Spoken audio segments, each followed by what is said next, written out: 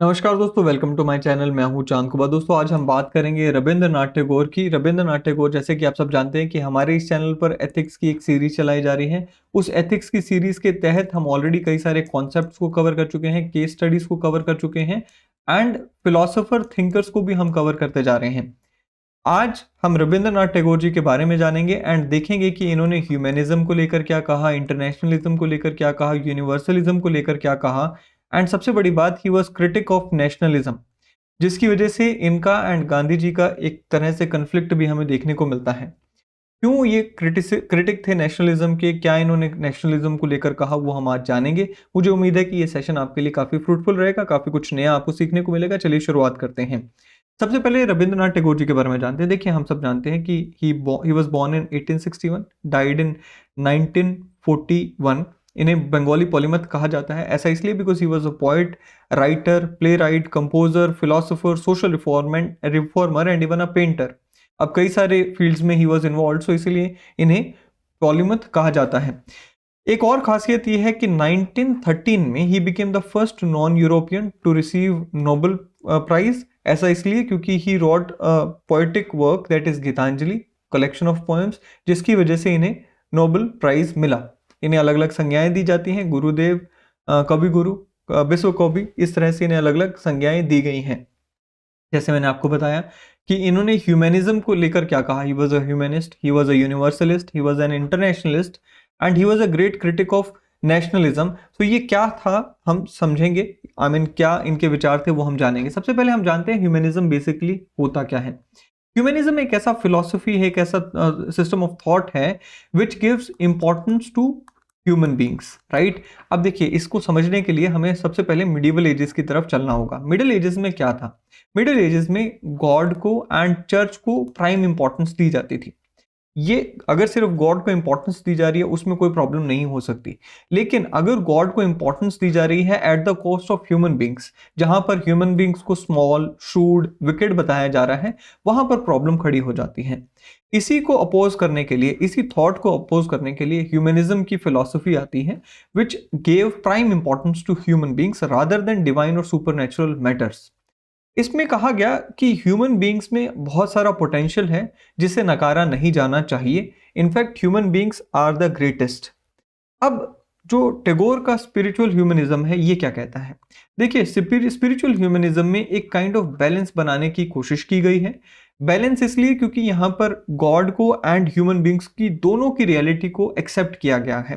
टैगोर कहते हैं both the things, both the entities that is man and God are real, but for him man was और man is greatest because human beings के अंदर, man के अंदर जो है वो गॉड है। इसलिए क्या कहते हैं कि भाई, गॉड से भी अगर कोई बड़ा हो गया तो वो अपने आप इंसान हो गया, क्योंकि गॉड जो है वो हमारे अंदर वास करते हैं। और ये कहते हैं कि अगर हम इंसानों की इंसल्ट करते हैं, अगर हम किसी मैन की इंसल्ट करते हैं, so basically we are insulting God only because God हमारे दिल के अंदर है। तो इसलिए इन्होंने क्या कहा कि आपको ह्यूमन बींग्स को इंपॉर्टेंस देनी होगी, आपको इंसल्ट नहीं बल्कि उनकी रिस्पेक्ट करनी चाहिए if you are a believer of God. तीसरी बात ये क्या कहते हैं?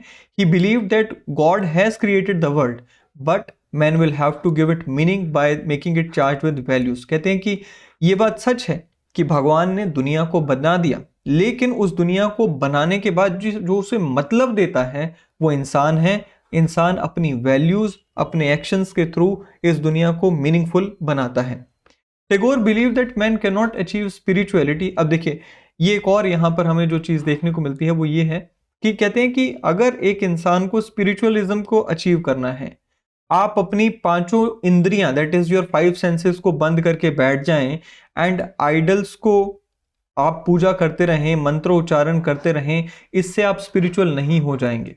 ये कहते हैं कि अगर आपको ट्रू सेंस में स्पिरिचुअल होना है then you have to work with your fellow man. आपको अपने जो साथ के लोग हैं उनके साथ काम करना आना चाहिए, उनके साथ प्यार से रहना आना चाहिए, उनकी रिस्पेक्ट करनी आनी चाहिए। क्यों भाई? क्योंकि जैसे हमने कहा कि भाई, ही सेड दैट ह्यूमंस के बीच में, ह्यूमंस के मन में लाई करते हैं गॉड। सो अगर आपको स्पिरिचुअल होना है, अगर आपको गॉड को हासिल करना है, तो आपको ह्यूमन बींग्स के रास्ते गॉड को हासिल करना होगा। आपको ह्यूमन बींग्स की रिस्पेक्ट करनी होगी, उनके साथ काम करना आपको आना चाहिए। यूनिवर्सलिज्म क्या है?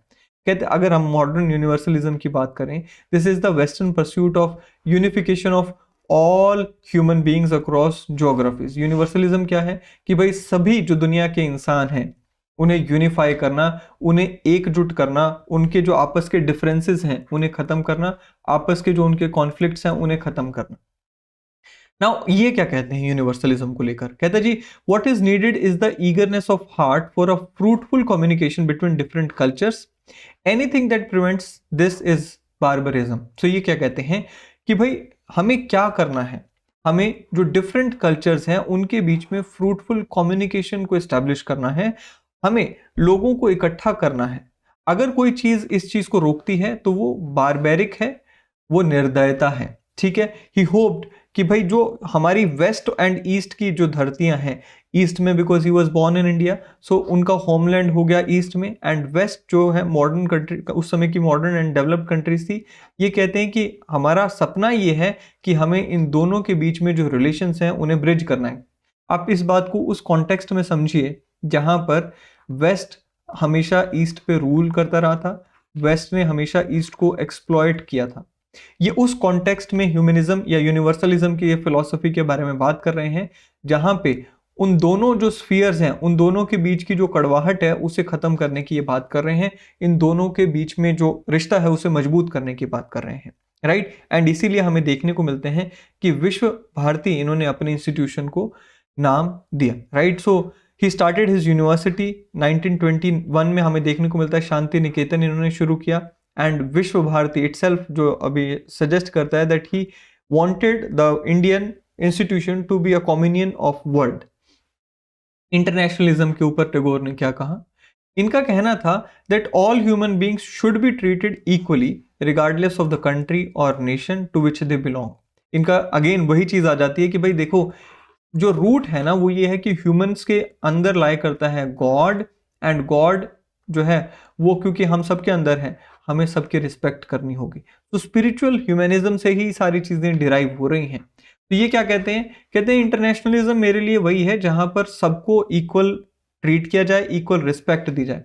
He did not want barriers between, आप चाहे इंडिया की बात करें, आप with in the same nation कोई बैरियर्स जैसे कास्ट, रिलीजन या रेस के बैरियर्स नहीं होने चाहिए। एट द सेम टाइम आप इंडिया से बाहर चले जाएं दूसरे नेशंस के लोगों के बीच में और इंडियंस के बीच में किसी के बीच में कोई बैरियर नहीं होना चाहिए। फ्रीडम क्या है टैगोर के लिए, ये कहते हैं कि लाइक अदर इंडियंस हमें पॉलिटिकल फ्रीडम नहीं सिर्फ देखना, हमें सोशल इश्यूज के साथ जो है अपनी आपको फ्री करना है, सोशल इश्यूज से अपने आप को फ्री करना है, उसे हम रियल फ्रीडम मानेंगे। आपको याद होगा हमारी लास्ट वीडियो में राजा राम मोहन रॉय को हमने कवर किया था। राजा राम मोहन रॉय ने भी यही कहा था कि ट्रू फ्रीडम जो है वो हमारे सोशल इश्यूज से जब हमें छुटकारा मिलेगा तब मिलेगा। Political freedom is not the only thing that we should target, right. वही सेम चीज हमें यहाँ पे देखने को मिलती है। ये कहते हैं कि सिर्फ पॉलिटिकल लिबर्टी जो है it will B grossly इनएडिक्वेट in establishing a good society. अगर हम एक ऐसी सोसाइटी बनाना चाहते हैं जहां पर लोग कॉन्फिडेंस ही ना हो उनमें, तो it will not be a just society, it will be an unjust society. इसलिए हमें कैसी सोसाइटी बनानी है, ऐसी सोसाइटी जहां पे हम सोशल इश्यूज से फ्री हों, एक ऐसी सोसाइटी जहां पर किसी के भी अंदर इस वजह से कॉन्फिडेंस लैक ना कर रहा हो क्योंकि वो किसी ना किसी सोशल इशू का जैसे कि अनटचेबिलिटी या फिर इनइक्वालिटी का शिकार हो। हमें सोशल इश्यूज से यहाँ पे फ्रीडम पाना होगा, तभी हम रियल सेंस में फ्रीडम पाएंगे, तभी हम पॉलिटिकल फ्रीडम भी पा सकते हैं। गीतांजलि में इन्होंने फ्रीडम को डिफाइन किया है, कहते हैं जी where the mind is without fear, where the head is held high, where the knowledge is free, where the world has not been broken up and into the fragments by narrow domestic walls. ऐसे freedom की इन्होंने कल्पना की है। एक ऐसी situation जहां पर हमारा माइंड में कोई फियर नहीं होना चाहिए, head is held high, confidence हमारे अंदर होना चाहिए, नॉलेज सबको मिलती हो, एंड ये जो नैरो हमारी कंसिडरेशंस हैं कास्ट की, रिलीजन की, इन सब से हम परे हों, ऐसा सिचुएशन जो है वो रियल फ्रीडम की सिचुएशन होगी। इसकी इन्होंने परिकल्पना गीतांजलि में की है। हिज विजन ऑफ एजुकेशन बहुत ही इंटरेस्टिंग है। कहते जी every person is a genius but all students may not bloom at the same time. अब ये देखो बहुत ही इंटरेस्टिंग कॉन्सेप्ट है। ये कहते हैं कि देखिए आप जब सभी स्टूडेंट्स को एक क्लास में बिठा देते हैं एंड ये उम्मीद करते हैं कि सभी एक ही बार में पास हों, वो सही नहीं है। हर एक स्टूडेंट की अपनी एक पेस होती है, उस पेस के अकॉर्डिंग वो स्टूडेंट नॉलेज को ग्रास्प करता है। कोई ऐसा नहीं है कि कोई डफर है, कोई इंटेलिजेंट है, सभी जीनियस हैं। इट इज जस्ट दैट कि किसी की पेस स्लो है, किसी की पेस फास्ट है। हर एक को मौका मिलना चाहिए अपनी अपनी पेस के अकॉर्डिंग आगे बढ़ने के लिए। So he devised an absolutely new system of learning in Visva Bharati, and जहां पर ये कहा गया कि स्टूडेंट तब तक वहां पे रह सकते हैं जब तक वो अपनी फुलेस्ट सेटिस्फेक्शन तक, राइट, वो नॉलेज गेन नहीं कर लेते, राइट। सो वो सिस्टम यहाँ पर हमें देखने को मिलता है विश्व भारती में। कहते हैं जी एजुकेशन, अब इन्होंने एजुकेशन के ऊपर और बातें कही। कहते हैं जी एजुकेशन मीन्स एनेबलिंग। अब देखिए इन्होंने डिफाइन किया है एजुकेशन को कि एजुकेशन का मतलब क्या है। क्या enabling the mind to find out that ultimate truth which emancipate us from the bondage of dust and gives us the wealth not of things but of inner light, not of power but of love. It is a process of enlightenment. It is divine wealth. It helps us in realization of truth. So education है क्या?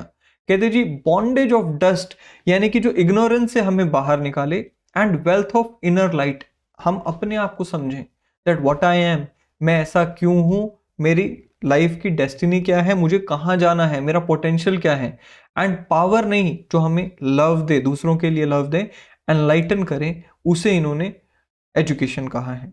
इन्होंने कहा कि education का aim एक is to bring about perfection of man by dispelling ignorance and bringing light of knowledge, right. So it should enable us to complete life. Economic उसमें हमारी potential आना चाहिए, intellectual potential, aesthetic potential, social and spiritual potential को हमें उजागर जो कर सके, उसे इन्होंने एजुकेशन कहा है।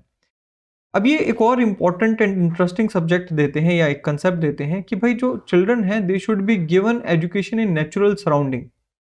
आप नेचुरल सराउंडिंग की बात कर रहे हैं जहां पे there must be a lot of trees, there must be a lot of plants, जहां पर ओपन में बैठ के हमें एजुकेशन दी जा रही है। कहते हैं जी children have their active subconscious mind which like a tree has power to gather its food from surrounding atmosphere. अब कहते हैं कि एक चाइल्ड जो है वो अपनी सराउंडिंग एटमॉस्फेयर से ज़्यादा सीखता है रादर देन जो टीचर ने बता दिया उससे। तो जब एक स्टूडेंट ओपन में बैठता है, ओपन एटमॉस्फेयर में बैठता है, तो वो ऑब्जर्व करता है नेचर को, डायनेमिक चीज़ों को ऑब्जर्व करता है और वहाँ से सीखता है। कहता है जी we should know that the great task of our institution is to provide for education of the mind and all senses through various activities. So active learning की ये बात कर रहे हैं, एक्टिव लर्निंग को प्रमोट कर रहे हैं। अब मैंने आपको जैसे बताया कि he was a critic of nationalism. क्या कहते हैं, I will never allow patriotism to triumph over humanity as long as I live. So इनके लिए ह्यूमैनिटी का जो प्रिंसिपल था, इनके लिए यूनिवर्सलिज्म का जो प्रिंसिपल अभी हम पढ़कर आए हैं, इनके लिए इंटरनेशनलिज्म का जो प्रिंसिपल अभी जो हम पढ़कर आए हैं, वो प्राइमरी थे। एंड क्योंकि नेशनलिज्म कहीं ना कहीं हमें केवल एक नेशन तक सीमित करता है, हम सिर्फ और सिर्फ उन लोगों को रिस्पेक्ट करते हैं, उन लोगों की कदर करते हैं, उनसे लव करते हैं जो कि हमारे नेशन से बिलोंग करते हैं, इसलिए इन्होंने कहा कि भाई वो फिर एक नैरो बाउंड्री हो गई, I can't limit myself to that boundary, right. कहते जी patriotism can't be our final spiritual shelter, it will not buy the I will not buy the glass for the price of diamonds. I will never allow patriotism to triumph over humanity as long as I live. अब देखिए हम सब जानते हैं कि Germany में क्या हुआ। जर्मनी में रैबिड पेट्रोटिज्म था, रैबिड नेशनलिज्म था, जहां पर हमें देखने को मिलता है कि नेशनलिज्म के चक्कर में हिटलर ने जो जूज हैं उनका जीनोसाइड किया। अब कहते हैं कि ये जो है, ये इसका एग्जाम्पल भी देते हैं, मैं आपको अभी दिखाता हूं। इसको नेशनलिज्म को इन्होंने डायमंड नहीं बल्कि ग्लास कहकर यहां पर पुकारा है। वहीं पर अगर इन्होंने यूनिवर्सलिज्म या ह्यूमैनिटी की बात करें, उसे इन्होंने डायमंड कहा है। अब ये कहते हैं जी throughout his life Tagore remained deeply critical of nationalism and इसीलिए he was in conflict with Mahatma Gandhi. Tagore argued that when love for one's country gives way to worship or becomes a sacred obligation then disaster is inevitable। सो कहते हैं जी देखो आप अपनी country से love करते हैं एक चीज है, लेकिन वो जो लव जब वर्शिप फॉर द कंट्री में बदल जाता है और जब हम कंट्री को एक सेक्रेड ऑब्लिगेशन बना लेते हैं तो इट लीड्स टू डिजास्टर। कहते हैं जी I am willing to serve my country, मैं कंट्री को सर्व करने से नहीं पीछे हट रहा, ना ही मैं उसको सर्व करने से मना कर रहा हूं, बट माई वर्शिप, मेरी जो पूजा है, that is not for the country, I reserve the right for a greater cause than the country, to worship my country as a god is to bring curse upon it. तो ये विचार रखते हैं कि भाई देखिए, कंट्री की सेवा करना एक चीज है, कंट्री को सर्व करना एक चीज है, लेकिन कंट्री की वर्शिप करना is not something which he believed in. ये कहते हैं कि अगर कंट्री की वर्शिप को हम आगे प्रमोट करते हैं तो basically what we are doing, हम कंट्री के ऊपर भी कर्ज लेकर आ रहे हैं, श्राप लेकर आ रहे हैं। जर्मनी का एग्जाम्पल दिया, कहते हैं जी जर्मनी एक ऐसा देश था जहां पर कल्चर की लाइट सबसे ब्राइटेस्ट थी, उसे नेशनलिज्म की वजह से टीयर अपार्ट कर दिया गया, एंड वहां पर जो हुआ, कहते हैं जी जो वहां पे एट्रोसिटीज हुई वो सिर्फ और सिर्फ नेशनलिज्म के नाम में हुई, इसलिए ये नेशनलिज्म को अपोज करते हैं। फिर गांधी जी ने इनके खिलाफ, I mean because Gandhi ji को he criticise, then Gandhi ji ने रिटर्न में कहा कि poets live in a magnificent world of his on creation, his world of ideas. तो गांधी जी ने इतना कहकर इनकी बात को दरकिनार कर दिया कि पोइट है, अपनी अपनी ख्यालों में जीते हैं, अपने आइडियाज के वर्ल्ड में जीते हैं, उनको ज़्यादा हम कुछ कह नहीं सकते। So this was Gandhi ji response to criticism of Tagore. So ये थे जी रविंद्रनाथ टैगोर, जो कि आज हमने कवर किए। मुझे उम्मीद है कि ये सेशन आपको पसंद आया होगा। सेशन पसंद आया हो तो आप यहाँ पर वीडियो को लाइक करना ना भूलें, सब्सक्राइब करना ना भूलें। अगले सेशन में मिलेंगे। Till then thank you, have a great day ahead.